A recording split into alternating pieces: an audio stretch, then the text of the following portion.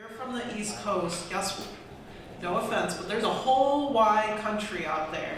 And so I would encourage you to pick a few schools that are where you want to be, but think outside the box, because there's a lot of schools out there that are really actually seeking to increase their diversity, and you might get a great scholarship for going to the middle of Iowa. So I say that as kind of a tip. So that's one.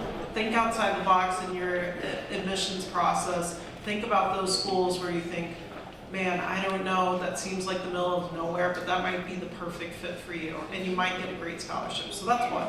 Two, research organizations like CLEO.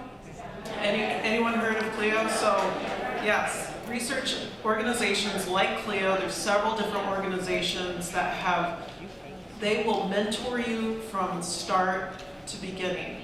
The NAACP is an amazing organization, but they're not exactly focused on law school admissions. The reason I say CLEO is because my school is really involved in it, and we just hosted the Summer Institute last summer, and we have a pipeline with them. But there's a lot of different organizations that are specifically geared towards getting students into law school. Maybe others can mention others. Yeah. Well, you're here. So this weekend, you are going to be in rooms full of attorneys, of judges, of people who work in legal education, in the legal field. Do not be afraid to ask. I take on about 5 to 6 mentees every year. So if you can't find anybody else, you come find me before I leave this weekend, and let's discuss this, because that's why we're here. We want to see more African Americans, more people of color in the legal field, so it's our job to do whatever we need to do to help you. So don't be afraid to ask people in this room who you know are in the position to kind of give you some guidance to do that. It's related to your question, but not actually.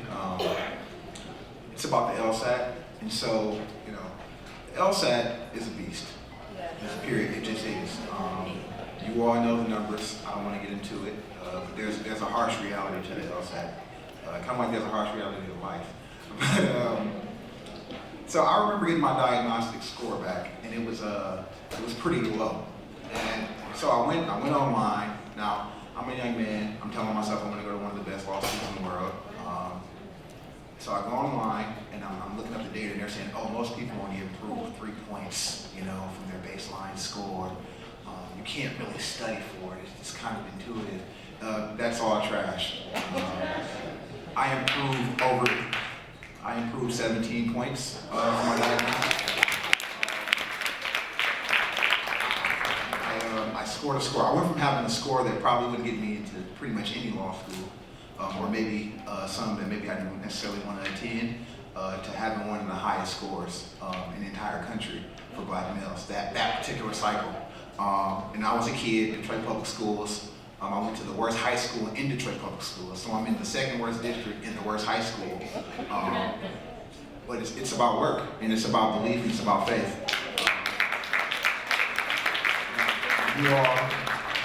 You're here, first of all, so you're already taking an initiative. But I'm here to tell you, I'm living proof that you can do it. You can get into your target law school, you can get your target job with hard work, with belief, and don't let anyone tell you that you can't. I know everyone's not going to increase 17 points, but it's possible. I went to the library and I studied for a year, just because I knew what I wanted, and now I have it. So I just wanted to add that.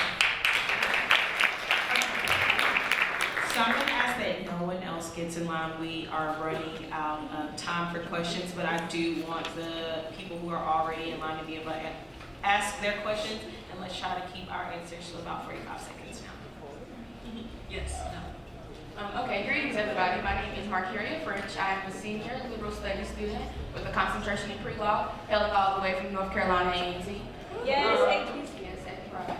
But my question is, I want to pursue a law degree, but I don't know if I want to go to a HBCU or if I want to go to a PWI. I understand it's important for diversity, but I don't feel like at a PWI they have a genuine heart. Like I really my best interest at heart. Like I would get that I have at A&T. They help me, but I don't feel like I'm gonna have that same drive, that same push. Okay, I can talk about that. So I did not come from HBCU. There you go, you said it. I did not come from that, but I know a lot of people who have. And I know my position, I've been in private schools my whole career, I guess.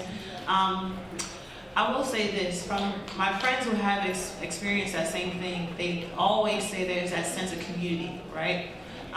But I personally, I'm glad that I was probably one of the few African Americans in my class because it gave me an opportunity, one, to stand out. Two, it gave me an opportunity to redefine what people thought of African Americans. So it gave me a sense of pride to sit in the classroom in the front and really stand proud to be like, I am a black woman in this law class. And also it presented a different level of challenge, unfortunately, to say that. You're fighting against a ton of things, and I believe once you're pressed and pressured under those kind of circumstances, you really come out as pure gold in my eyes. So at the end of the day, like someone also said, find a school that fits you as a person, as an individual. Go to these schools, visit these schools. That's what I did. I visited every single school I applied to because I wanted to see where I was going to spend the rest of my 4 years from. You know, can you study in this campus? Can you focus? Is the school too much of a party? Is the school too stressful? You know, those are things you want to think about as you're applying and visiting those schools. I think like my main point is like, is it with the, as far as the professors, is it That's because you were saying how it feels to be like the only brown person in your class, but as far as the connection with the professor, I'm not worried about the colleagues or anyone else. So every professor is different. You know, that's a kind of hard question to ask and determined by school. But at the end of the day, you're going to meet professors who like you, professors who challenge you. And there are, like in my school, it's one of the hardest professors. We know him by name. We don't even say his name in the hallways. So that's how hard he is. But at the end of the day, he's one of the greatest people you will ever want to meet outside of the classroom. He will challenge you in the classroom, but in his office, he will nurture you as a student.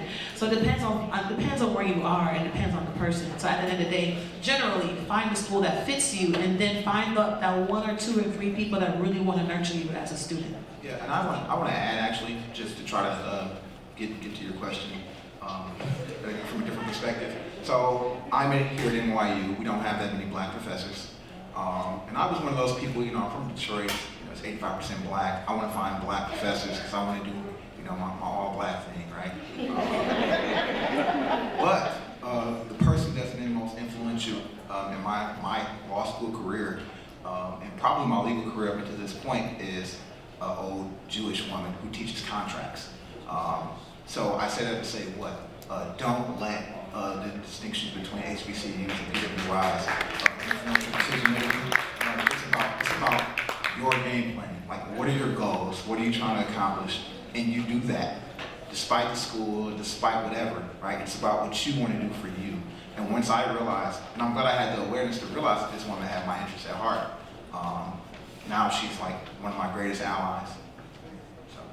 Okay, I want to remind the students one question, and my panelists 45 seconds, one person. I really want to get through all of these students, and we are really tight on time. Got you. I'm gonna get this started then. How you doing? Thank you so much for being here. Thank you for spending your time. I just want to clap and say thank you so much.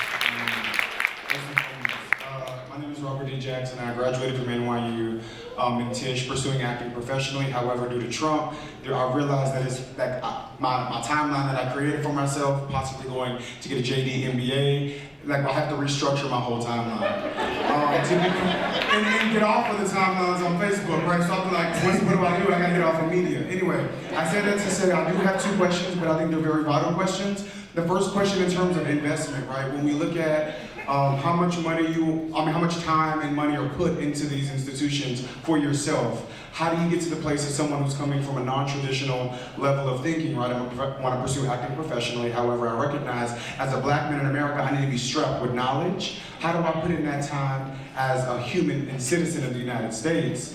I find that balance, and then how do I go for free?